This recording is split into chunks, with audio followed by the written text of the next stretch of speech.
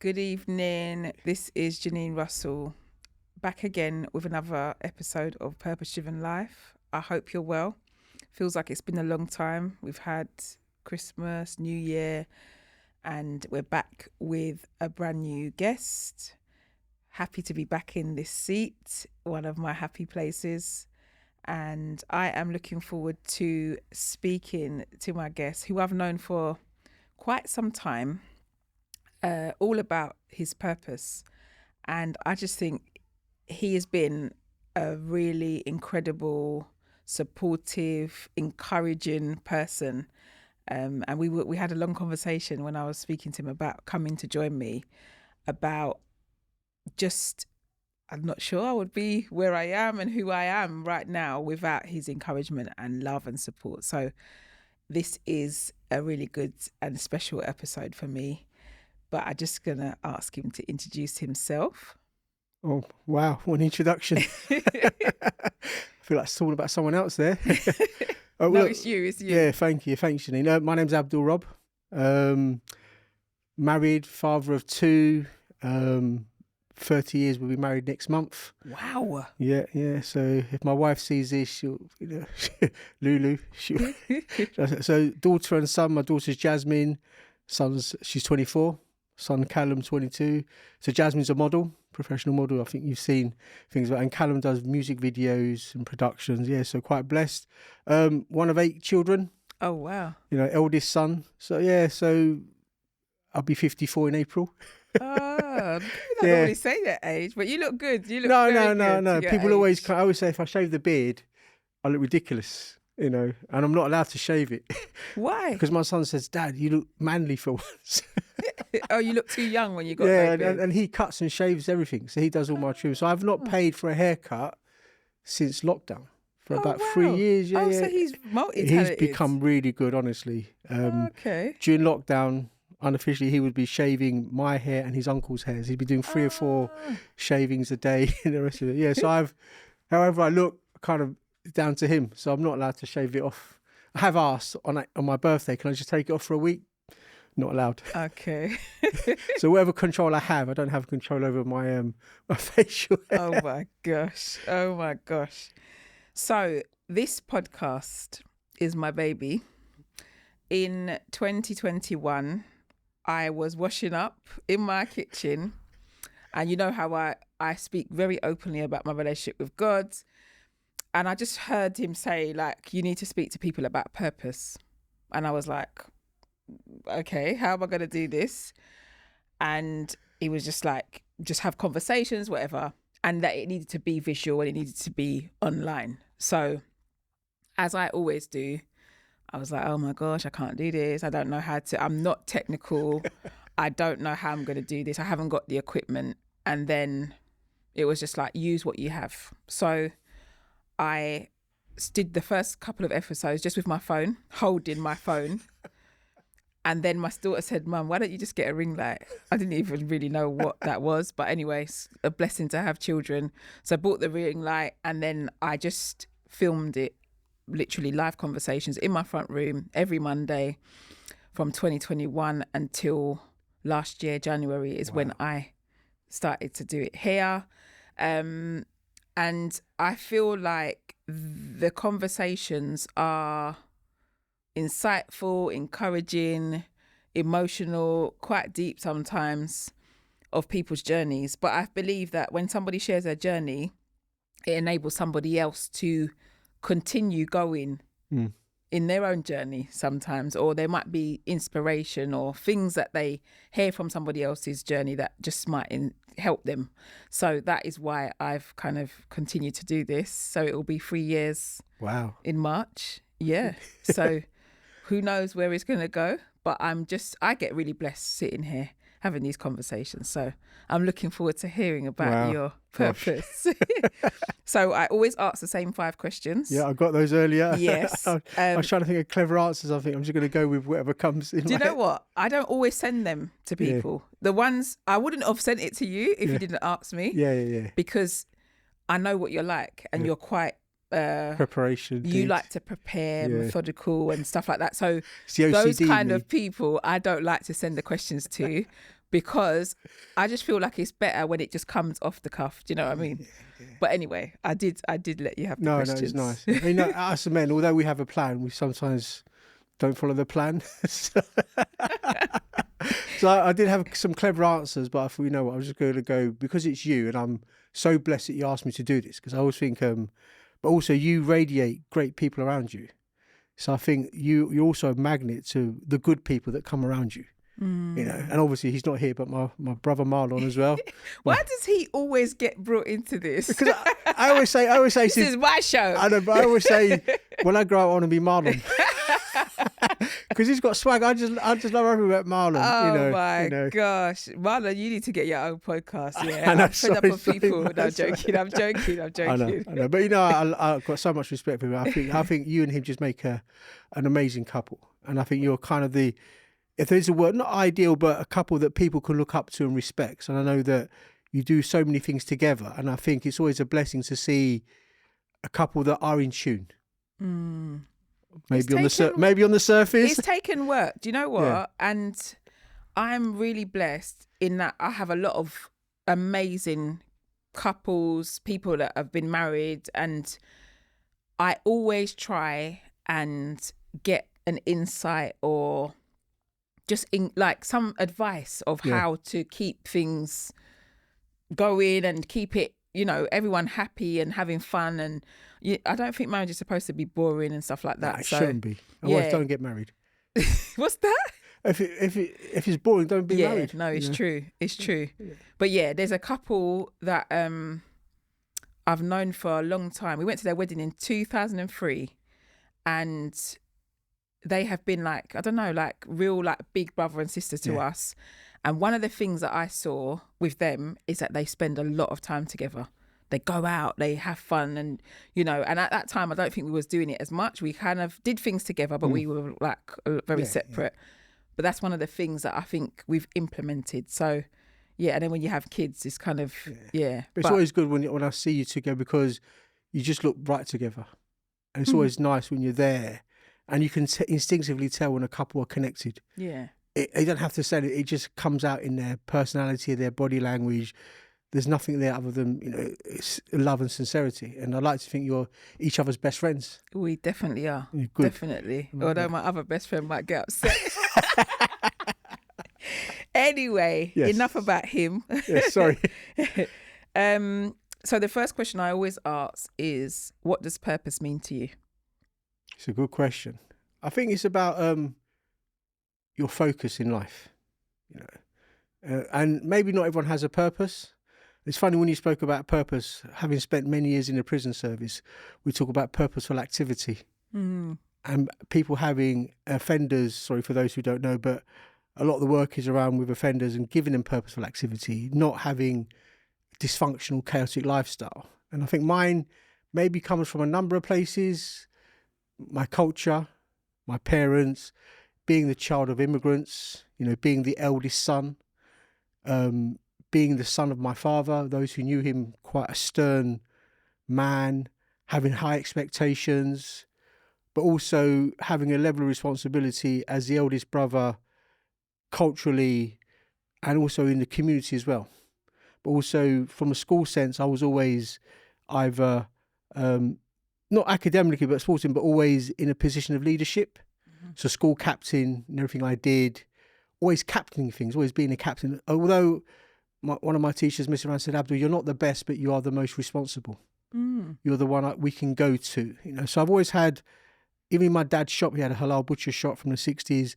I was running that from the age of 12, 13, qualified butcher. So having that responsibility just to make sure things are done in a particular way, but also I relish responsibility. You know, I get bored if I'm not, you know, but I am incredibly lazy. So if my wife was here, I'm either lazy or I'm going to do everything. And us men don't have, in between. Unlike women where you have that middle bit, us men will either procrastinate or we're going to put up 100 shelves. Just one will be fine. Exactly. So I think there's a lot of that, but a lot of it comes from having that care for other people. I have an instinctive nature. Obviously, when you have younger brothers, I've got an older sister, but culturally being the eldest boy, it's always landed on you. You've got to take care of things, being in school, being in secondary school, even when I was working in the post office at 18, I was managing postmen 3 times my age. You know, So then always that leadership. always, yeah. When I joined the civil service, I got promoted at 22. So I was managing people 3 times my age. And I was taught one thing by a great boss of mine, duty of care. You've always got to have a duty of care to people around you. That might be a moral, legal, ethical, whatever it is, but to have a sense of what's happening around you and not switch off, you know. And also I've got a bit of OCD as well. So I've got to have, yeah. I'm managing it, you know, I'm straight in the cushions, you know. But no, to me, it's something that comes with me. I'm always thinking, you know, maybe a bit of worry. You do worry about what's happening in society, what's happening with young people and the things I do. So I it's not deliberate, but for me, it's something that's just maybe just built in into my wiring, you know. And if I switch off, I think, hold on, what's happening? You know, what's going on? When I think of you and the different things, because there's so many elements to you, so many, like you have got skills in lots of different areas. But one of the things that I love is like you're an advocate for change. And you do that in so many different ways. I try. Yeah, no, you do. And yeah, that's one of the things that I've seen and I love. Oh, thank you. And anyone who is starting something or has an idea or whatever, you will kind of nurture them and try and put things in their paths to enable them to succeed in whatever way that is. No, thanks for that. And because I think that it's the journey, and the for me, it's like seeing someone succeed at a small thing, the buzz you get from that. But my view is, why get in the way? Help out. If you're going to get in the way, get out the way. But nothing has come to us without someone else trying. You know, even this studio, this was a derelict building. Whoever had the idea to open this building up. So everything that we do, and again, it may be because being the children of immigrants, we know what it is to be told you can't do things. Our parents would have told us. So my dad came in 1958. Within 4 years, he opened up a halal butcher shop in King's Cross. So you think, how did he do that in 4 years? You know, and growing up where we grew up in King's Cross, you could see people struggling. So my view was, if I'm not going to help, I'll just get out of the way. But anyone who needs my help, what's it going to cost me? Time and effort. And I don't put a value on it other than, you know, why not? I'm always curious, you know, and everything around us has come from a sense of, and if we're not changing, you know, look, if you looked at your hair 5 years ago, you would have said, I left the house looking like that. No, I know. It changes all the time. Yeah. You know. And I think, I think we kind of work because I'm an advocate for change. And it's like, okay, this is the problem in society. What can I do to help change that? Exactly. Or can I be a solution? How can I, you know? And for me, change is going to happen anyway. You're either part of it or you're not. And if you get swept so along with change, you're gonna hate it. But you need to embrace change from every aspect. So for me, being a father, my daughter going into modelling, she's the only person of her background in what she does. But I didn't want to stand in her way. So I thought, well, I either say no, and then when she gets to her later years, she said, Dad, you stop me. Or I say, try, do what you can do. So for me, my perspective comes from, and I have a slow tolerance level for things that are injustice. So for me, if I see an injustice, I'm going to speak up. I'm going to say something, I'm going to do something, even if you don't want me to do it. But that comes from my parents as well. Advocacy is part, and each and every one of us is a beneficiary of advocacy. You know, if you take religion, whatever faith you follow, a prophet was sent and he fought against the system, you know. So even if you follow scripture or not, there's something in our lives where we've all benefited from change. Mobile phones, all kinds of stuff, Wi-Fi, the rest of it. So if you get in the way of change and progress, then you're denying yourself, you know, all kinds of things, you know. So just following my parents, you know, and I had lots of family and close aunties and uncles from, you know, Nigerian, Caribbean, different backgrounds. And you could see that they were trying to find their way in the world. You know, I'm sure if I met your dad, I could relate to him because I would have had an uncle like him in my community. And they're just trying to navigate their way. Yeah. you know. But what they gave us was so much unbelievable stuff. And for me, sometimes I feel that our generation has dropped the ball, you know. I don't know. I wouldn't say ours. I think the next one, yeah, a little bit, because I feel like a lot of them don't even know where they come from. Yeah, but that's just my opinion. But that could also be our responsibility yeah. to show them. Like I always say to my children, you know, this is where you come from. You know, your granddad is. Both granddads are Jamaican. Both grandmas are Trinidadian. Just it's worked out really well, and they are really proud of their culture. Yeah. And I think they'd probably describe themselves as half Trinidadian and half Jamaican rather than saying that they're British, which I'm like, that's how I describe myself as well. Because, you know, and I also think it's like my duty to show them the islands of where they came from as well, so that they can have a connection and an understanding and know this is where our people derive from. Yeah, and your legacy, where you're from, what you're about, is important. You know, people have to know their history. If you don't know your history, then you kind of think, where are you going to? You know? Yeah. And I'm comfortable with people describing themselves in any which way they want, as long as they have, as you go back, a sense of purpose of what they're about, where they are. So I never heard my dad ever speak about groups in derogatory terms. Never passed it. He may have spoken about an individual in a way, but he would never put a group together and say, oh, those people. And so I thought, actually, if that never came, who am I to kind of pick on groups of people? You know, so I'm always conscious that if you and I are in a room and someone says something about a particular community, one of us is going to speak up. Yeah. Because if we're not in the room, they're going to speak about Abdul and Jernine. I've had this conversation. You know, so we've always got to champion other people. Yeah. You know, and it's easily done. Yeah. Even if there's a group of men here with two other brothers, if you leave the room and one of them cracks a joke about women, I'm going to think, one of us got to speak up. So we're always kind of able to be pulled down by other people's comments, but if we don't stand up, then we're complicit in what happens. You know, so for me, that sense of injustice is always there. You know, I don't go looking for it. If it comes my way, and finds you. Yeah, I've got to say something. I can't sit there and think, oh, I said nothing. Or, you know, when you go to a meeting, so I should have said this. We've been to enough meetings, you know, where everyone sits there quietly, and when the meeting's over, they say, oh, I wish I said that. And you think, why didn't he say something? You know? I'm getting better at doing that. Yeah. But yeah, I think it depends on the space that you're in as well. Maybe, but my view is I'm not going to be conditioned by anything. We know that, Abdul. I've seen you. It's good though. I love that. I love that you use your voice. And it's something that I take notes and definitely want to do more of. But I know when you speak, you say in such a way, it's like a scalpel. Has an effect. Wow. So sometimes when you choose your words, it leaves a lasting impression on people. So maybe less is more, but maybe at times as a man, I don't underestimate my privilege, because we do have privilege. Yeah. And sometimes that privilege, male, female, is sometimes there, and it's not easy. So I've tried to make sure with my daughter, when we get into arguments, hello Jasmine, sometimes she pull me to task and almost throw my words back at me. I'm thinking, yeah, how it sounds different when you hear it from exactly. And I'm thinking I should have made her compliant.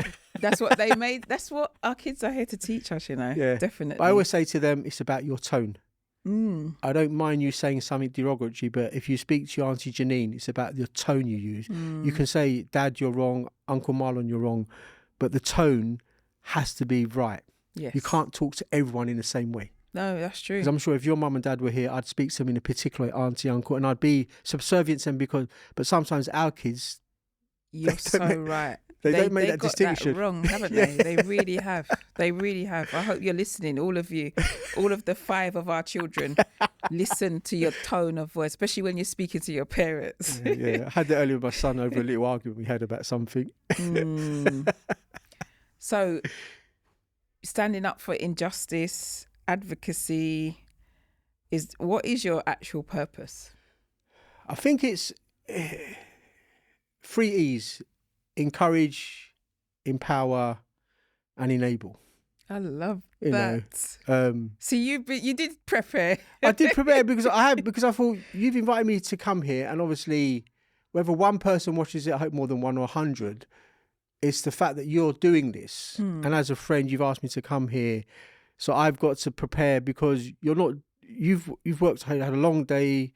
So I need to be of value to this, but also I suppose I hate being underprepared. I have to prepare. I suppose it goes back from my schooling to working my dad's shop to managing people. Even the meeting today, I was reading papers yesterday and everything. So if you're not prepared, if you plan to fail, if you fail to plan, you plan to fail. Yes. So, but also, it's a big question. What is our purpose? It is a big question. And sometimes maybe we just play it by ear. Look, some days I'll just play it by. I've got huge procrastination. Some days I'll just do nothing, and in my head I'm changing the world. But procrasti pants. But yeah, those 3 E's are important to me because whether I do it or I get someone else to help me do it. So, Marlon was great helping my friend a few months ago with the catering. So I said, look, I can't do it, but I know a man who can. So I think if I have anything, it's my facilitation. I can help facilitate things. I don't have to know anything. I don't want to know anything more now. I've got to a stage in my life, I don't want to know any more knowledge, but I've got people that I can bring into a space via you or anyone else to help others. So my network and my net worth, if I have anything that I have placed value on, it's the people I know. Yes. I've invested in a lot of people that I know that as a friend, I can ask you to help another friend because we've got that trust and confidence. I won't ask any old person to do that because I know that if I'm going to ask you, you're going to appreciate if I ask you, it's come from a place of need and want, not because I want to waste your time. So those things, and even if I can't do it myself, like I said earlier, I always know someone who can. So investing in networks and people around me and you and others, the work that we've done before, it's like a Venn diagram. We all meet in the middle somewhere, And that is one thing. Your network is, wow, it's worth millions. Billions even. No, because, and the one thing that I love about, like some people, they don't want to introduce you to somebody else because of whatever their reason. I don't know. I don't want you to be friends with that person or that person. If I phone Abdul, I need something, and it could be so random as well. Abdul will know a man who can. Because if you don't, you will refer me to somebody else. Do you know what I mean? And I love that. And if I can't, I think I'll let you down. No, I don't think so. No, but in my head, you've asked me to help, and I need to help you somehow. If I say I can't, then I think, oh no. But maybe that's just me being a perfectionist. I don't know. Maybe that's me fulfilling or making sure, in the back of my head, I don't let my dad down or parents, because sometimes some of those things play on you. But for me, knowing people, who they are, where they are, but I always want to share my network because I think if we come together as a community of common unity, we all win. Yeah, I hate being the one who has to say, oh, Jernine, meet John, but only do it through me. Yeah, because I say, look, you've met John, get on with it. Yeah. And if that relationship fails, that's on me, because I try to make sure that if I put people together, I try to make sure that you and John, for example, or James or Jackie get on. Not that I'm going to be over your relationship, but I need to make sure that and if something does go wrong, I'll try to find out what it is. Because sometimes you pair people together and you think, oh dear, what's happened? Do you know what? I have to share what's going on in my brain, which is really... So I started watching the Indian matchmaking. Oh, yeah. So I'm sitting, as you're saying it all, I'm thinking, you could actually do matchmaking as well, isn't it? Jernine, have you done it before? I've been asked so many times, I refuse. I tell you really? Why? Because, and I'm being brutally honest, I've got a really good friend. She's amazing, beautiful, everything. She's perfect, teacher, professional. Do you know someone? I said, listen, as a man, I don't know what happens in my male friends' heads when I'm not around. Okay. So, because I would tear their heads off if they were to do anything. Yeah, see, that's the so thing, I've been asked loads of times, but I just think that's a dangerous road to go. Sorry, this is the kind of stupidness that I watch sometimes. No, I'm being serious now, but because you actually matchmake in terms of like business and connections and stuff like that. So you do it, but I just think this is the safest way to do it, because then you can't. I mean, I have tried to think of this particular friend, but I thought And I think, how do I know my male friends outside of being with us? You know, and you think you don't know everyone that well, do you? When they're private space, what do That's they? true. That's true. What do they? And I'd hate to think that I've got a really good friend who I think I know, but in the company of a female, he's a bit odd. That's on me. And I've been like hiding about it, but you just don't know, do you? That you know? is so funny. Yeah, So and I've funny. kind of said, I'll see, but if by chance I find someone, but we just don't know, do we? You know, it's a bit like, I'm sure when you and Marlon got together, you had no idea about certain behaviours. Do you know what's really funny? Because he was on his best behaviour. Not match made, but we met through a friend. And I don't think he had any intention of us being together because he was not happy in the beginning. He was not happy about it. And then, yeah, it caused a lot of... Because I think in his mind, you're both my really good friends. Yeah. If this doesn't work out, I might end up losing my friendships. Yeah. So, but it did. So now he comes for Christmas dinner. So it's all good. There you go. Godfather of the kids, you know. But So it's worked I mean, I out. suppose culturally, the matchmaking in, I suppose, South Asian culture and others is a big thing. Sadly, there's no way out. You know, with me, I was never going to have an arranged marriage. No way. You know, so for that was my views that, and although in many ways, you know, Lulu, and you could say it was kind of arranged, but long way ago. But my view is I'm not going to have an arranged marriage because it's not the thing I'd always argue with my mum and dad. You know, well, more with my mum. My dad passed away. It would have been interesting because my dad had set up 3 proposals for me. Really? Yeah. But sadly, when he came back from Bangladesh in 92, he passed away a few weeks later. Oh. So I took his body back, and ironically, I had to visit each of those prospective brides. Really? Just for show. And I always said to my head, what would have I said to my dad if he said, we're going to... That's a story for another day. Yeah, that is, wow. You know, and I said, no way, you know, am I going to have an arranged marriage? Well, one of my cousins, on the other hand, he got caught at a young age, and he was flown off to Bangladesh and married within 3 weeks by my uncle. Really? Yeah. Are they still together? No, they divorced after 10, 12 years. Oh, really? Yeah. You know. Anyway, it's good to hear all of the like different stories, but just tell me those 3 E's again, please. Empower, encourage, and enable. You know. I really those words really, especially the empowerment and the encouragement. Yeah. Maybe that's why we get on really well, because those are my 2 things that I'm really passionate about and try and do. And I think sometimes I always try to look at people's backstory. So when we first met, I had to work out, well, where are you coming from? Yes. What's going on? Before I could even begin to say, well, can I help? Because you may have met someone like me and thought, I don't need your help. But again, I think a lot of people don't understand people where they're coming from. So you don't invest in, it's like any relation, you got to understand the investment you're going to make. So, and I said to you the other day, when I met Marlon, I thought, wow, you know, and in many ways, Marlon's approval for us to be friends enabled me to help, because if Marlon came off a bit, it's true, you know, but we just met and that was it. And I just kind of thought, well, yeah, that's good. And sometimes those things are important, you know, but the encouragement bit, and I think the empowerment bit, sometimes, why not? Why can't you do that? You know? No, it's true. And sometimes you just need someone else who believes in you. Do you know what I mean? You know, and also some people are told no so often. Definitely. And who are they to say no to you? Do you know what? I can think back. I don't know if it was, I feel like it was about 2017 that we met. Yeah. At Wandsworth. It was Wandsworth Prison. Yeah. I'd seen this thing on Instagram, you know. Yeah, I know, you just thought you could. Called Sales Pitch.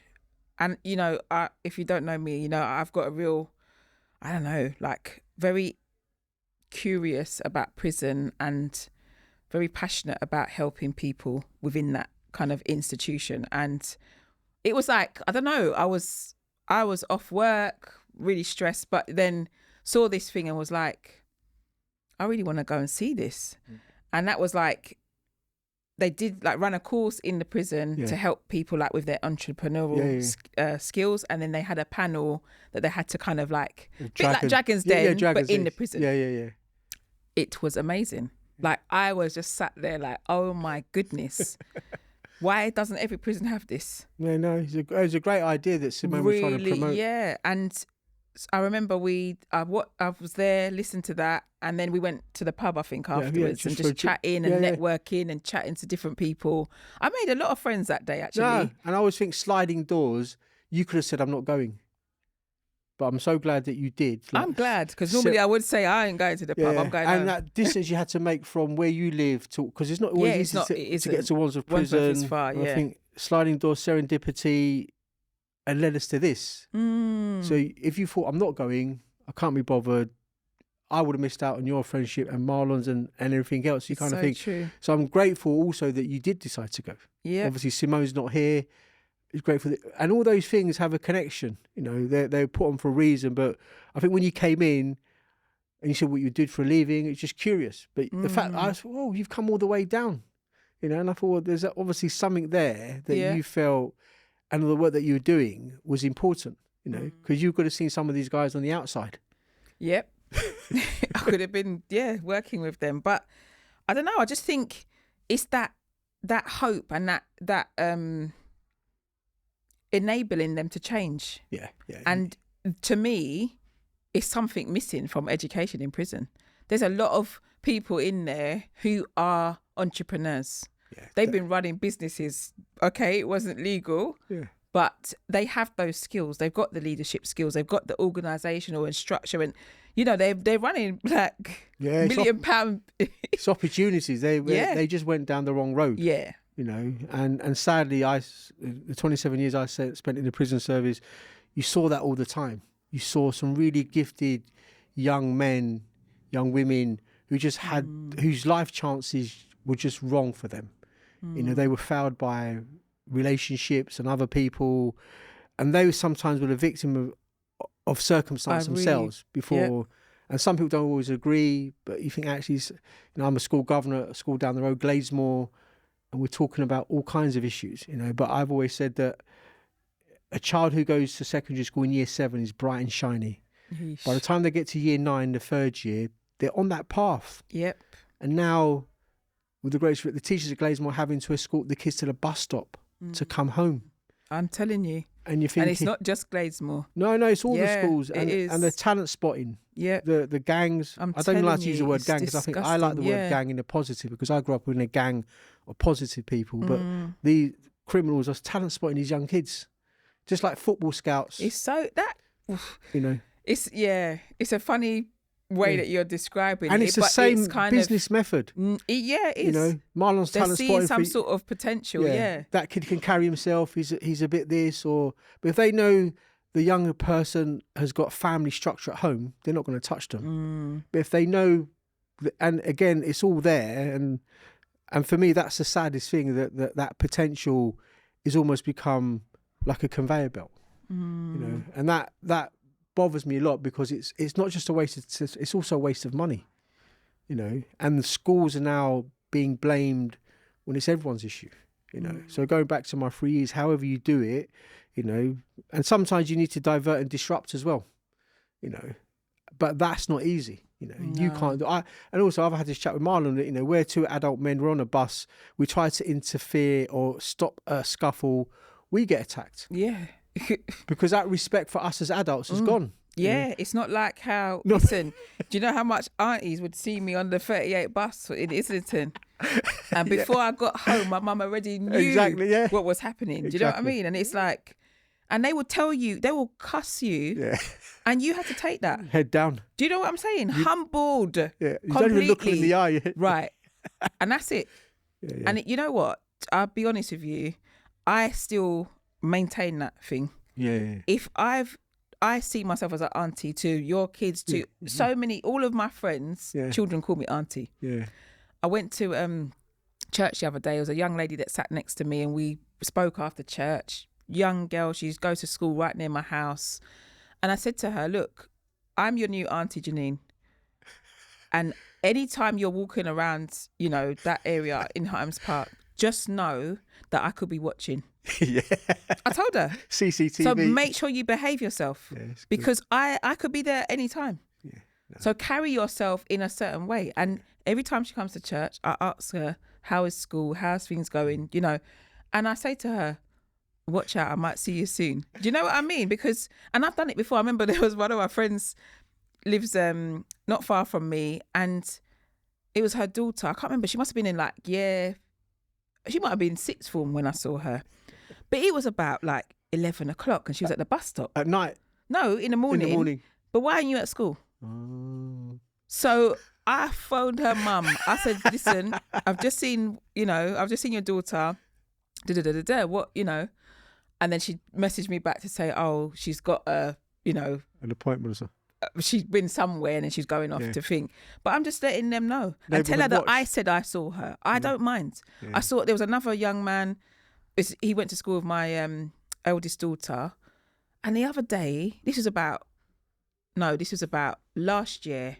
And there'd been a lot of going on because there'd been a stabbing in Walthamstow. A young man had been killed. So I'm on alert, you know, because that could be my son. You're conscious, aren't you? Do you know what I'm saying? Yeah, so I saw, and I know this young man's pattern. I know, and I thought to myself, I've never, in all my years of doing this school run, I've never seen you in the morning because you should have been at school already. The time I saw him, I was like, nah, something's not right. You know, I texted his mum. Alert went off. I texted his mum. I said, I saw, just letting you know that I saw thing at this time. Has he got school today? He was tweeting.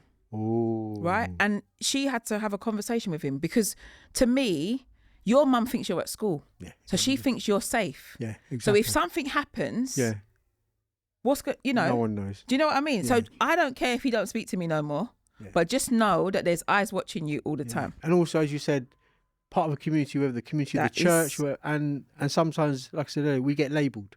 I don't care. You know, and the labelling comes, but also young people, in the main, they're brilliant, but a handful give a bad name. But you are right.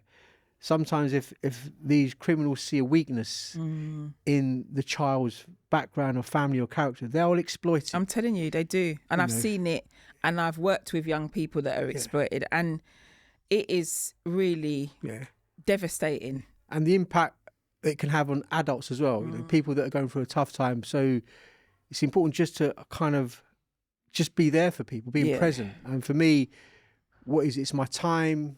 It's not real money in sense. It's just connecting. But if you can see someone just grow and change, for me, that's a buzz. You know, it's that because you think in a small way, and I don't want anyone to know. Yeah, you know that's what I love. I don't not that you don't want anyone to know, because I will always big you up. Yeah, but how willing you are to help with a lot of people do things to get something back. You just do it because you just love. It's just instinct for me, because I always joke that I have everyone in a filing cabinet and I do a profile. That is so cool. In your head? Yeah, in my head, yeah. Okay. And I usually have at least 4 or 5 indicators about that person.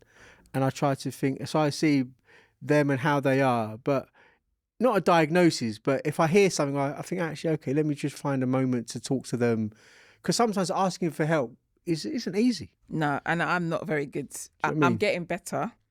But yeah, it's not been my strength at all. And who you ask for help is also... That's really crucial. It is. And the confidence, but also when you're helping or working with someone, it's a personal relationship, you know, and sometimes they don't want anyone to know, you know.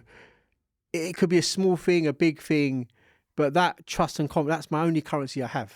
Put money to one side, because you and I can exchange £1 million, it could be gone. But the moment I lose your trust and confidence, that's it. I'm done. That's so true. I'm almost bankrupt. So if I lose that from you, what have I got left? I love that. You know, because that will then go to other people. And like any currency that is devalued, just drops. And that's all I've got. The rest of it, you can pick a mix, take it or leave it, whatever phrase you want to use. But that, for me, and again, I got that from my dad, also from my mum growing up, and how they were pivotal in our community. My mum was pivotal to all the women, because she was the first woman to give birth to my sister in 1968. So she was the first bride, first wife in King's Cross of Bangladeshi Muslim heritage. So she was like and also she comes from a high-end family, so she's always full of herself. They used to have elephants and all that kind of stuff. So she looked down on people because in Asian culture, your name determines your caste. Okay. You know, so she was a Chowdhury landowner, and she would measure you against your value and where your family come from and all that kind of stuff. Mm-hmm. And then with my dad, because of where he was from and what he was doing, you could see that people looked to the pair of them. So newly arrived women or brides would look to my mum for help and support. They'd come to the shop, they'd go upstairs. My mum would make a cup of tea and they'd be there. The women weren't allowed in the shop. My dad said, go upstairs.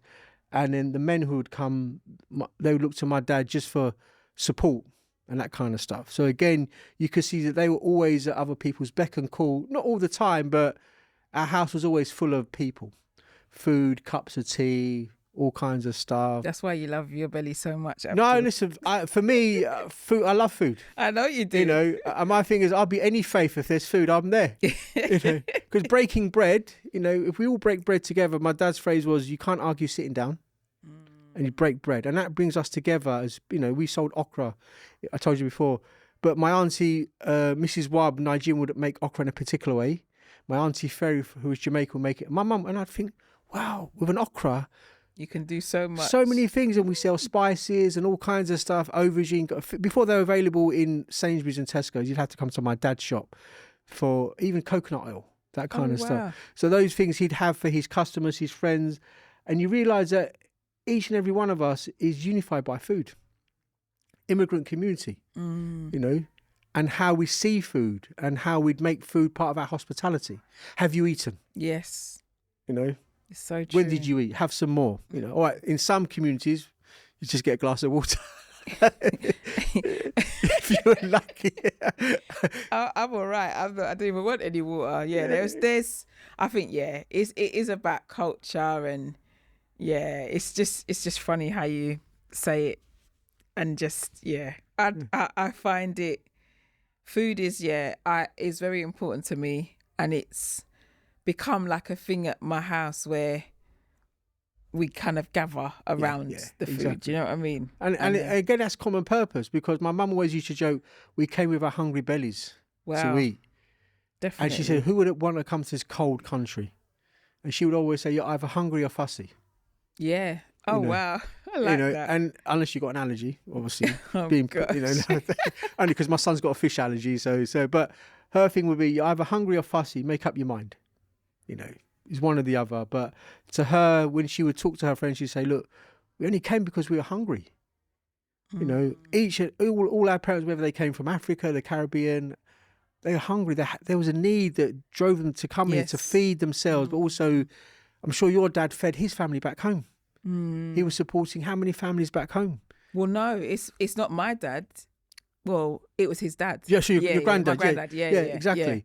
Yeah. And that's why sometimes I would forgive my dad for the way he was, because they were supporting two families, a family it's here. It's a lot of pressure, you know. A lot of pressure on young men in their 30s, you know, who look like, you know, big men, but when you look at how old they really were, they were having to support. So your granddad was supporting a family here and maybe two families back home. And the pressure on him to do that, to settle in a foreign country, to be accepted as a black man, a man of colour, an oddity and the rest of it, and not always doing the job that they were skilled to do. That's true. Having to compromise where they live, how they live, but then the family back home asking for money for the. And I think at times I'm now at peace with my dad and my mum for the things they did to us. Well, that's a whole other podcast. Before Childline was invented. So your purpose of leadership, advocating change, the 3 E's, how did you know that was your purpose? It's a good question. I think it's just, I think on your podcast, the one you sent me, you spoke about your discussion with God and your faith. Although I do have a faith of sorts, I think mine's just knowing. Because you said that, I think when I listened, you said you'd rather be with God than you'd rather go hungry than be with God, because he would nourish you. Yeah, I think definitely. The sister said. So I think for me, it's being of purpose to people, being a servant. And my dad almost had his unwritten knight's code about him, the shop. the shop was the centre of everything. The shop became the magnet for people to come and talk about problems and issues. If someone had their window smashed by the National Front, my dad would say, right, we're going to the council office. We're going to do this. So I just saw that. And I think sometimes you kind of follow in the footsteps of that, and being the eldest son, I'd be dragged here, dragged there. I'd hate it, Jernine. I'd go to council. I'd be taking minutes at 10, 11. What? So that's why you love meetings so much. Yeah, because my dad would say, I may not be able to read and write English, but he can. He said, but I'm not stupid. So even after my dad died, he was on so many committees. Unbelievable amount of meetings. So that's where you get this from. Well, what I'm saying is that I hated every minute of it because I was dragged away from football, from my friends, and I'd go here, I'd go there, and I'd sit there. You get a packet of crisps and a can of Coke, sit down and listen. And I think, why am I here? and if I spoke up, I'd get a smack. Oh, really? Oh, yeah, my dad was just... Oh, wow. Listen, he was like a shotgun. God bless him. But he was like a loaded gun. You did not look my dad in the eyes. If you came to our house and knocked and you asked for me, you had your head down. Because the moment my dad caught you and he said, what's going on, Jernine? He'd get you. And you'd spill all the beans about what's going on. He was just that kind of person. He was just an intimidating, at times, man of his generation, violent when he had to be, necessarily violent against other people. But if he was going to protect you, he'd protect you with his life. So if someone attacks your dad or attacks your house, he'd say, right, where are they? He's on the police subcommittee. He was on every committee you could move, But he'd go and ask for justice there and then and say, right, what are you going to do about it? So this is a legacy then? Yeah, but at times I think to myself, why me? Well, because you're the eldest son. I know. But at times I think, I didn't ask for this. I know, but purpose is not always things that we want. But I'm at peace with that. That's good. I'm at peace because if I see a problem, if I see an issue... And you're good at it. I try to. You are good at it. I try. Well, if Lulu was here, she says, who have I duped today? That's her...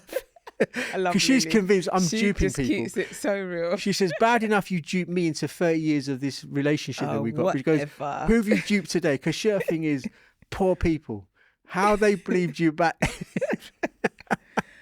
But no, I find that so interesting that your purpose is a legacy and that it's been handed down to you.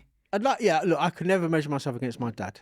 No, but you're you. Yeah. But and you've done it. You do it in your own way. Yeah, in my own way. Yeah. But if I measure myself against one man, it's him and no one else. Yeah. I have a great collection of friends, some great friends I have, and they're amazing people. And in my head, when I think of the perfect person, I think of Marlon Swagger, my friend Rob Neal's way he speaks. I have all these amazing people, and I'm blessed with having great friends, male and female. And when I do the perfect person, I think, well, Janine's this and that. And I kind of think, actually, where am I? I think, actually, I won't include myself. Because in my jigsaw of perfect people, I look at people's ability to do this and to do that. My friend Hakeem, we call him Kofi Annan. Really? He can bring people. Oh, Hakeem he's 6'2", Nigerian prince, too good looking, too tall, I hate him. But I love him. But if you have an issue, if you call Hakeem into the room, he has a way of making enemies come together. Like he walks in the room. Resolution. Oh yeah, he's got this amazing smile, and he disarms you with his smile. My friend Rob Neal, OB, he's not, give him a shout. He does the same, and I think I hate them. Yeah, but you love them at the same time because you don't hate them. You big them up, and you will always, if there's something, a place that they need to be, you will call them to be there. Do you know what I mean? They have this thing about they're able to hug anyone. So during COVID, I goes, you both your things have gone now. You two are like us mere mortals. They said, you want to bet? Oh, because the mask is covering the smile. Exactly. And the hug, But they, again, when I see them both walk in a room, they're able to hug any person and they make the person feel immediately good. And, there's people who do that. They walk into a room, they have presence, and when you're around them, you want to be around them. Yeah. They just have that. It's like a magnet they give out. I love that. So I always think, so I'm not like that because sometimes I can be a bit boring and, Lulu always gives me a pep talk. Please don't sit in the corner. She thinks I'm a bit, at times she goes, I'm emotionless. I've got no blood in me. She goes, make sure, when we go out anyway, I get a pep talk. Don't sit there. Don't annoy people. Even Callum said to me, Dad, don't say anything controversial. Oh, so do you think that this legacy is being handed down to Callum? You know what? Funny enough, it's really weird because he'll always say to people, don't call my mum and dad by their first name, auntie and uncle. He's always about, do not call my mum and dad by, because they're not your friends. So that, and there are bits. Funny enough, my dad used to be a butcher, so Callum's got one of my dad's meat cleavers under his bed. Really? Yeah, just to kind of, because he talks about, and it's really weird because some of the stories I've told Callum about my dad and my parents, he's then repeated but embellished it even more. He's a storyteller, in what he does as well. Isn't it? With his videos and of late for him, mental health is a big thing now. He's 22. Yeah. And during lockdown, he made a really good video about mental health and what it meant. So I have seen bits of that, and it's difficult because he's more his mum's son. Oh, okay. Jasmine's my daughter. So we have this thing in our family. We're the ice blocks because we have no emotion. Oh, gosh. And those two are the tigers because they're full of... But I have seen bits of where he will stand up for injustice. And in now the stuff he's doing, and it's there... not obviously with me, it's kind of pressed upon me, but I think with Callum, he's just picked it up. He's seen it, but also he's got some amazing godfathers, and I've made sure that the godfathers I chose for Callum were men whose skills I didn't have. So his godfather Paul, Nigel, Wayne, other men. I was saying actually the things I don't have in me, I want to make sure Callum can touch and feel. So his first godfather Paul, amazing older brother of mine. Paul again is just amazing. He has this ability to bring people together. He's calm, but he's also ruthless if he has to be. So I made sure that Callum, because I'm also godfather to Paul's son, Matthew. So I became a godfather at 22. Oh, that's young. Yeah, because they could. And I said, why? They said, because we can't find anyone who's sensible. And I thought, whoa. And they chose you. Well, and they even had to have a fight with the Catholic Church because they would not accept me at the christening. Oh. Yeah, and they said, no, you either accept Abdul as a non-Catholic or we're not having it. Oh, wow. Yeah, so they went to war or to town for me to make sure that, to become Matthew's godfather, that me not being a Catholic wasn't an issue at the christening. And I thought, wow, how lucky am I? Wow. And you see, when people do that for you, you think they've invested in me. They could have easily said, you know what, bit difficult, but again they said no. Paul doesn't have a particular faith, but Natalie, his wife and Matthew's mum, is Catholic, and she said no, it's Abdul or no one. Whoa! When I was overwhelmed, I thought that's amazing. That says a lot, though, doesn't it? It does, but I think that investment in people, in friends, you got to keep doing it each day. You can't. I don't know how you do it actually.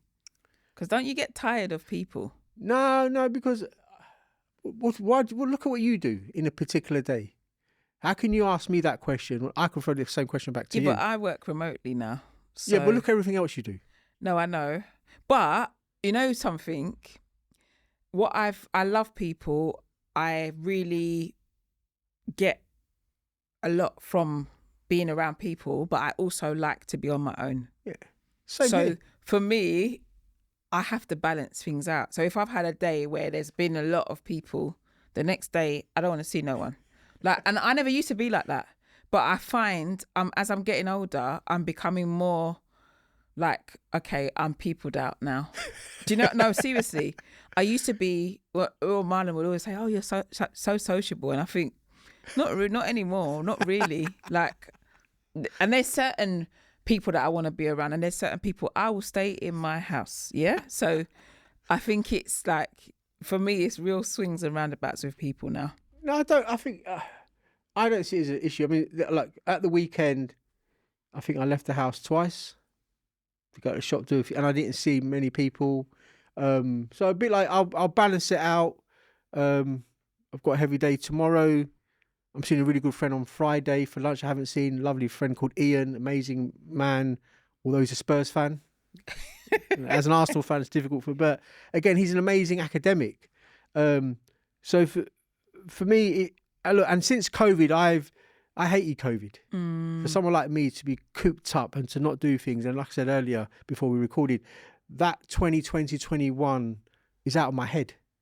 It's almost a period that never happened, So I'm trying to recover 2 years that we lost. You know. No, I hear that. And also, I know some people are also in a state whereby they lost a lot. You know, bereavements, grieving, all that kind of. One of my good friends lost his mum, and he had to watch her pass away through a screen. Oh my God. And the thing that really not destroyed him, but he says he couldn't grieve properly. You know, luckily we didn't lose any relatives or family, friends, but I know some friends who lost loved ones, and they couldn't grieve properly. You know? It was hard. I definitely lost 2 close people in lockdown, and to me, it's the funeral because you know, like in Caribbean culture, that 9 nights, all that stuff. Yeah, I find 9 night is more on my Jamaican side, like Trinidadian. I've got a joke about that. The smaller islands don't from what I've experienced, don't really have the 9 nights. I like the way you said the smaller islands. Yeah, because Trinidad is a small island, so that's I'm okay to accept that. But for me, that's what I found really difficult, is that we didn't like celebrate their life, because that's what I think it should be. And the grieving process of hugging, being with someone, holding their hand, you know, and the 9 nights. I mean, the joke about when I had my first Jamaican friend lose someone, they said, "Oh, we're having 9 nights," and I thought, oh. So in my head, I thought, are you going to read the Bible over 9 nights? And I thought, you know what? Because we do the same thing in Islam. When someone passes away, you get people read parts of the Quran together as a way to worship and celebrate someone's life, or you get someone to do it. They said, "No, you idiot. We just drink for 9 nights." Oh my God. So I just thought, listen, if you want, I can read these pages from the Bible. I think I was about 18, 19. I had no idea about, and that naive, just, and that. Do you know what? It's still, even because I've probably learnt more about my Jamaican culture in my latter kind of like when I met Marlon, really. Yeah. So some of these things are still things that I'm starting to get used to. And I love all those things because knowing people and cultures and customs and traditions makes me understand people better, as opposed to just going and having an assumption. You know, the other day, one of my good friends lost his dad, passed away on the Tuesday. We buried him by the Thursday. Because in Islam, you've got to do it very, very quickly. And again, it just helps with the grieving process. But I know during COVID, it was so long for some people, whatever faith it was, you know. And for me, my dad always taught me that whoever passes away, be there.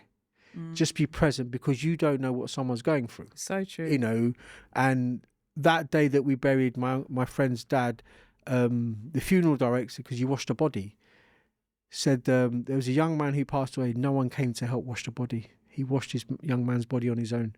Oh, wow. No one came. Oh, no. Yeah, exactly. So again, and not to be morbid, but when we were having the funeral last Thursday, the youngest person was 19 to the oldest person, my friend's dad, 85.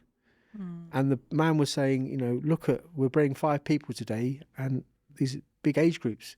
And you could see the cemetery, lots of people there. You know, and again, it's just understanding, you know, people's where they're coming from, and like so with COVID, you know, the grieving, the fact that we couldn't grieve together as friends, as family, just hold someone's hand.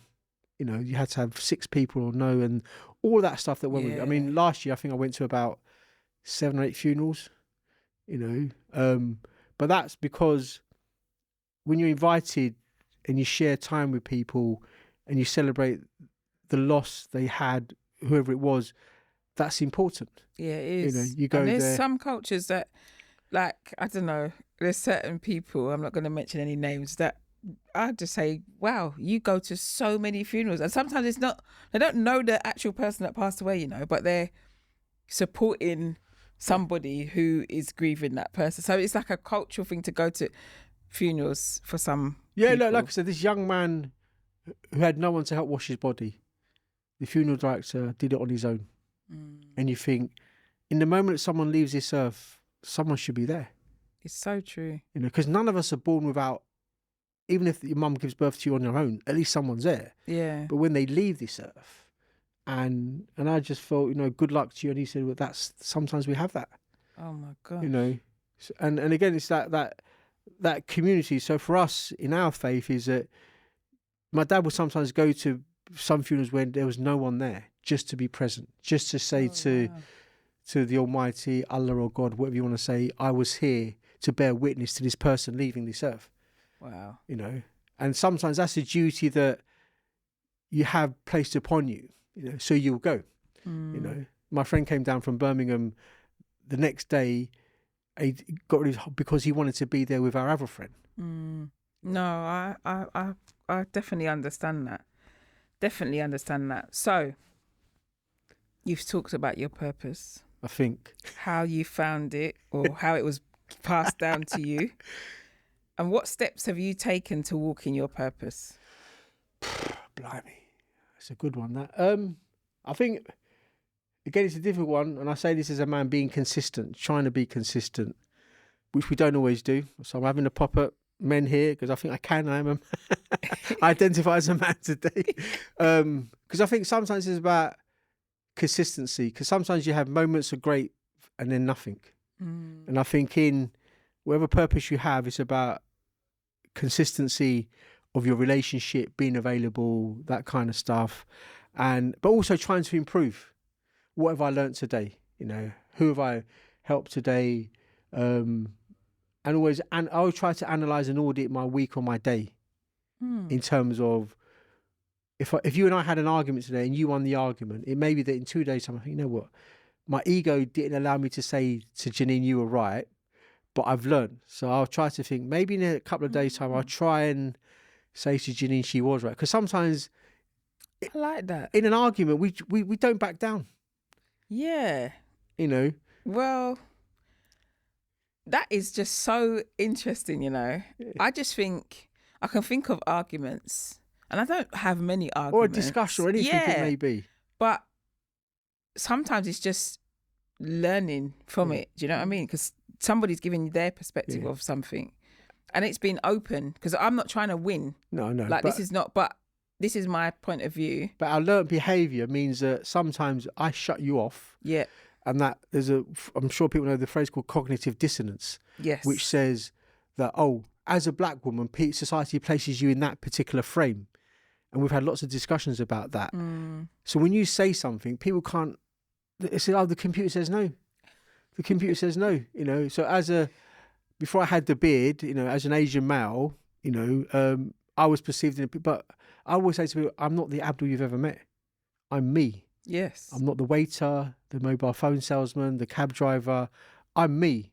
So when you leave me, you're going to be left with a presence of me and no one else. That's so true. Because I don't speak for anyone other than myself. You know, I always joke to people, the one thing you can't have a go about is Arsenal. And that immediately makes people feel comfortable.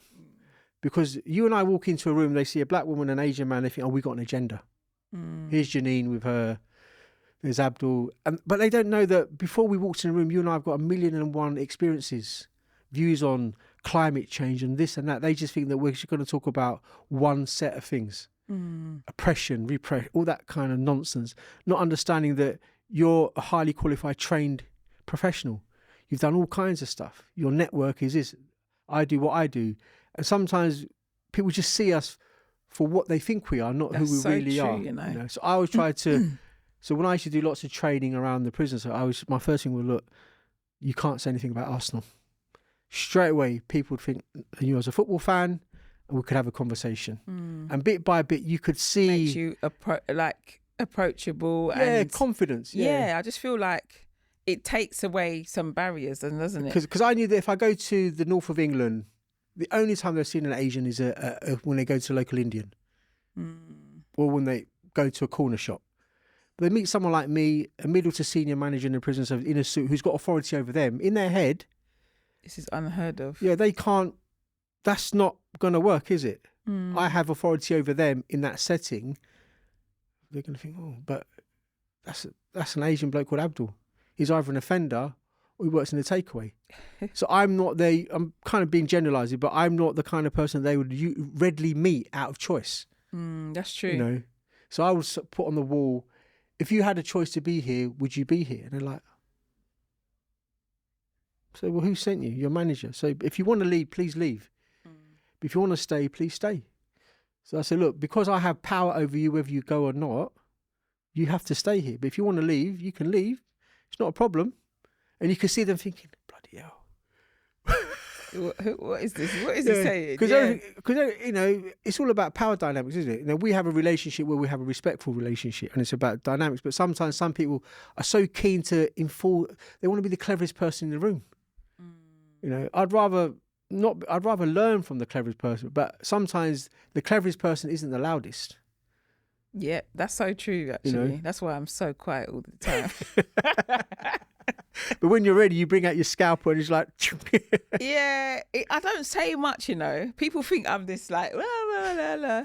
I don't say much. I've learned to observe a lot more and take things in, and then if it's needed, then I'll say something. Seriously, like, because I feel like you can learn a lot more by keeping your mouth shut. That's why we got 2 ears. Yeah, no, you're right. Yeah. Look, someone like me, it's not always possible. I have to, depends where I am.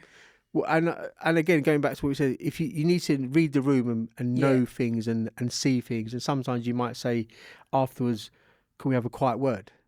Because if you know the person you're going to speak to doesn't like being spoken to in public, they might respect you having a quiet word outside of the room. They might then, as opposed to say, you can't say that to me. And then they come back at you. And then before you know it, you got this big disagreement and nothing happens, you know. So again, it's a power dynamics, always learning or trying to audit and analyze what happened today. Who did I speak to? What did I say? And if I did learn something, how do I make sure that I bring that into our relationship next time? And it's difficult because I'm an Aries. I'm a choleric. A what? Choleric, you know, there's sanguine, you have 4 personality types: phlegmatic, choleric, sanguine, and I think there's another one. I'll try and... I heard that. Yeah, it's a personality. There's a book called Personality Plus. Okay. Yeah, and it describes certain behaviours, you know. I've seen a lot of these personality, Myers-Briggs and all these different... Myers-Briggs. So I'm an Aries, but pig-headed at times, have my own way, and a choleric by nature. So that's always kind of but sometimes you think, oh God, maybe I need to revert and go away from my type at times, really. And I'm sure if I was to say to you, give me the 4 challenging things about Marlon, you'd come out of it straight away. I'd be able to say them straight away. Yeah. Probably, yeah. I think it's quite easy, isn't it, when it's someone... But I could probably do that about myself as well. Yeah, exactly. You know, but some people can't. No. I feel like I'm quite a self-aware person. Yeah. And the other thing is, when you was talking about that in your, like, the steps in your purpose, mine is to try and be better than I was yesterday. So I'm a reflector. Yeah. I like to analyse and look back and think. So I don't watch it a lot of times, but I do watch it back and think, okay, next time, keep on topic, or, you know. But it's not easy because you like to have a comfortable conversation as well. Because I like it being a conversation. If it was a static I don't interview, want it to be like that. You know, it's boring, and you don't get to. It doesn't flow. Does that make sense? Yeah, and sometimes going off topic means you're comfortable because you've got that unwritten shorthand. Yeah. You can talk about things, and which maybe the audience thinks, what are they talking about now? Yeah. What's going on there? But because we've shared some things around the work that we've done around criminal justice and the rest of it, we can talk about offenders all day long, you know. Yeah, and what it means. Not an area that I want to talk about. I know. Lots of the time, but if we had to, you know what I mean. Yeah, we've got lots of. There's common ground in so many ways for both of us. And why you felt the need to ring the mums when you saw those young people at the bus stop? Oh yeah, because you know if it goes sideways. Listen, I don't want that young man any harm to come to him or. That young lady, I just want them to be safe. Yeah, and exactly. I feel like that's part of my responsibility as well. And to some people, oh, why are you being a busybody? And sometimes society's moved to that point whereby we can't even inquire about other people like saying, well, Jernine, Abdul, butt out. What's it got to do with you? I know. That's so true, you know. But when it goes wrong, people say, oh, no one. Yeah, that is so true. You know? So true. So my final question. Yeah, go on, yeah. What advice would you give to someone who's trying to find their purpose? It's funny because I was talking to a friend of mine about today, and I shared some of the questions, and they kind of was trying to prep me, and my answer was, why do you want purpose? Because it gives you your focus. It Yeah. gives you your direction. I feel like I there's been times of my life when I didn't know what my I think I didn't know or understand what my purpose was, and it left me feeling really lost and I just had no direction. So I know what that feels like, and I know that it doesn't give me. I don't wake up with that same. I can think of like the time when I met you was a lost time. Just wondering like, what the heck is going on? What am I doing with my life? There must be more to this, so I know what that feels like. So I think it's important that people have some form of So my thing would be, purpose. why do you want purpose? Because trying to analyse where they are, maybe go back a bit, because someone might say, I want to be like Marlon or Jenny. I say, well, why do you want to be a poor imitation of original? Yeah, that is... because you may not have the tenacity or to do that. So it's about baby steps. Someone might say, I want to be like my friend Hakeem or someone else that we know quite well. What about being yourself? So where are we? So it's almost like trying to deconstruct and doing like what they call a SWOT analysis, or where you are, what's going on, because it could be by just being who you are, that's enough. Because some people are so quick to be like someone else. It's in this time, it's so true. And they don't realise that to be you, to be the people that we've spoken about, it's hard work. Oh, definitely. They may not be just ready to do that. So my thing was always be, let's go back and see where you are now. Let's see your strengths, weaknesses, opportunities and threats, and what you're doing well, what could you do better, where's the weaknesses or the challenges, and are you in a position to move that forward? I love that. That is just like so clear, so it's so tangible. Yeah, I say that because you got to have the right person asking those questions. Because you could go to the one person, oh yeah, don't worry, Jenny, it's all going to be fine. But you think, and unless we take an interest in each other as friends, and sometimes we have family that we create, because sometimes our families are our own worse, aren't they? But that level of trust in saying to someone, I've got a problem. You've got to be really careful who you ask that from. No, it's true. And you couldn't ask that question to anybody. No, and my thing is, I'll always invest in someone because it is an investment to see them come out the other end. But some people might say, I haven't got the time. But when you look at how much people spend time doing unproductive things, scrolling. Yeah, and the rest of it, we all do that. But I'm sure that in the church community, people can do more if they wanted to. Any community, whether it's friendship, but friendship, I put the word friend up there. If I have a friend, they are really special. I have associates, but the word friend for me is because there's that book by Mira Sayal, Life Isn't Ha Ha He He. It's about, but the real friends are the ones where the moments are he he. Not any fool can have a party with a load of people who think they're their friends, but it's the moments that are difficult, that are challenging, where you say, you know what, Jernine, I'm going to be there. We can do this. What do we need to do? Or you may think, actually, I don't know what to think. And the time we spoke, I just thought to myself, you've got it all there. Yeah. It just needs. And I always thought to myself, why are you doubting yourself? I know. Because I just thought to myself, the perfect package is there. I just couldn't work out why. And then when I realised there's other things, I thought, hold on, okay, we just need to do a few things here. But it wasn't anything I did. I just thought it's just maybe reordering a few things. I think so. It definitely needs to be reordered. And I think sometimes you can't see the greatness that's inside you. Yeah. But somebody else can see it.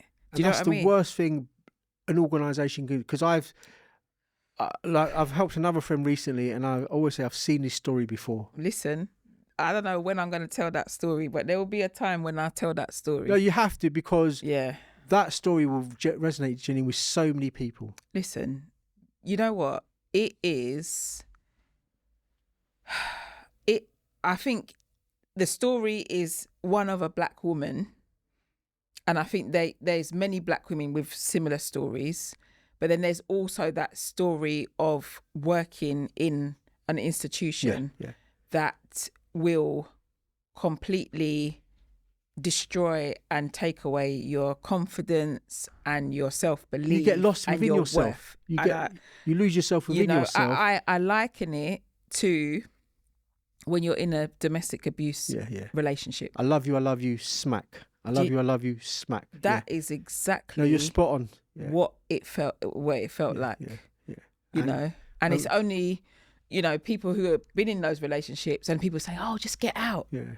And you can't. You don't feel like you can, but then it's different things that give you that confidence and that you're empowered. Yeah. And just to add, the moment one of my best friends on this earth, when I realised he was going through the same thing at my workplace in 1999, I told you, I had a reality check of who I was, because I did not appreciate discrimination, racism, all the stuff, and I just thought, and when I realised what happened to him, I thought, how dare you?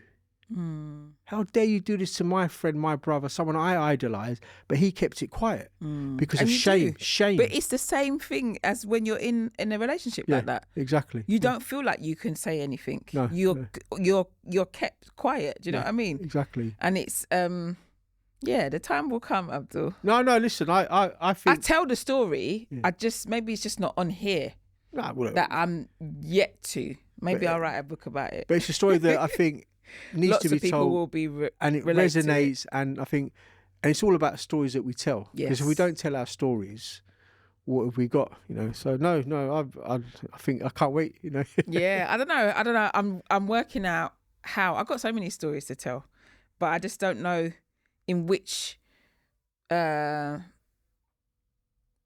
What's the word I'm looking for? Order, sequence. No, not the sequence.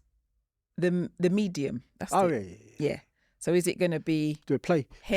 Well, do you know what? Someone said that to me. Why don't you think about writing? I was thinking, what am I going to write a play about? Yeah, I don't know. Yeah. They've got lots of plays about things like that, haven't they? But not your story. Not my story. Yeah. Maybe I'll think about that. Musical. No. Definitely ain't going to be a musical. I just watched The Colour Purple. Is that coming out? It's out. Yeah, it came out on Friday. It was amazing, but I just not everything needs to be a song and dance. No. Definitely not my life story. There could be some songs and some dancing, but definitely won't be a musical.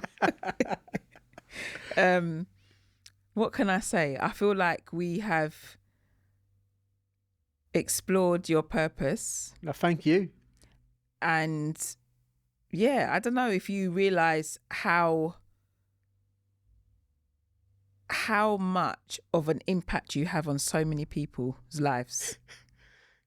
Yes, I know, but I don't like to think about it, because for me, it's just carrying on, because I think the moment you stop, you can either become complacent or think, I've done something. Yeah. So that for me isn't, I don't like people buying me presents. I'm very fussy, you know. I'm not a person to give presents as opposed to receive. So my thing is, there's things to do, just get on with it. And I will know when people tell me in a small way what's happened, and that's enough. But just to see someone grow or change, that buzz moment, money can't buy that. Yeah. I mean, so I do, although Lulu will say I'm duping people. And sometimes she does kind of, she's a bit spoiled, because she thinks, who today? And I'm like, I met her. She goes, oh no, the poor person. But I appreciate it. But like I said, it for me, it's just a reflex action. You know, I can't help it. It's just how I am. I won't stop.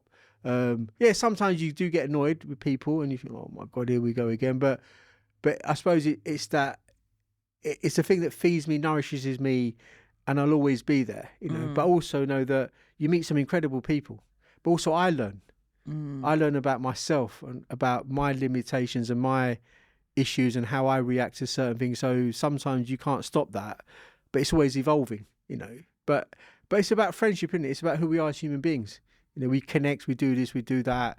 You know, we all came here from our grandparents' arrival, and we're here. We're all accident of birth. As my dad said, his plan was to come here for 5 years, make money, go back. He had kids. Yeah. So I think, well, we're here now. And same with our children. You know, their legacy. When you ask about Callum and his legacy, and maybe some of it's there. I don't know. I'll have to have that conversation with him. Ask him, what is your purpose? You should ask him. I might send that question out to him. He might not have thought about it like that yet. Yeah, maybe not. Because I don't think a lot of people sit down and think, oh my gosh, what's my purpose? Yeah. And even when I spoke to you on the phone last week, I don't even think you had seen it as deeply as that. No, you just do what you do without realising that that's what you are here on earth to do. Yeah. Don't get me wrong. It's sometimes, but I like to plan and organise and do that. So it's just always there. Like I said, from childhood, it's always been maybe being in charge or whatever. But I don't set out to be the leader number one. As you know, I don't like people knowing me. My nightmare is having my name anywhere. That's it. This because you've asked me to do, but I don't like talking about myself. Some people have that me, myself, and I syndrome. And you think, really? Yeah, it's that kind of time at the moment. I don't know, but yeah, it's an honour to have you here. I don't know why I've waited so long. No, my honour's all mine. I love the fact that you've asked me to be here, and we just had a conversation with a dear friend, so I love that. Yeah, it's good. It's good. I hope when the guys do the editing, there's bits there. Do you know what? They don't really edit it much, to be honest, Abdul. I'll be honest. I like. That's why it worked, because when I did it live, it just then went straight onto. I never edited it. Yeah. One, because I couldn't, and two, because sometimes I think it's good to have that kind of rawness. Yeah. Do you know what I mean? It's not. This is not staged. This is like us just having a chat.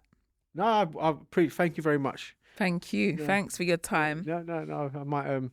It's given me lots to think about now. Yeah. It's only when you stop and think about. I'm telling you. How other people, because sometimes you have conversations in your own head, and then others, and you think, really, and you think, oh, maybe today I was a bit this, I was a bit that, Definitely. And tomorrow, and you think, and the rest of it, and all that kind of stuff, and also this time of year, because I'm so glad tomorrow's February, because the days are getting longer. Yes. I'm counting. Today got dark, I think about 5:30. Just after 5. Yeah, honestly, I was buzzing.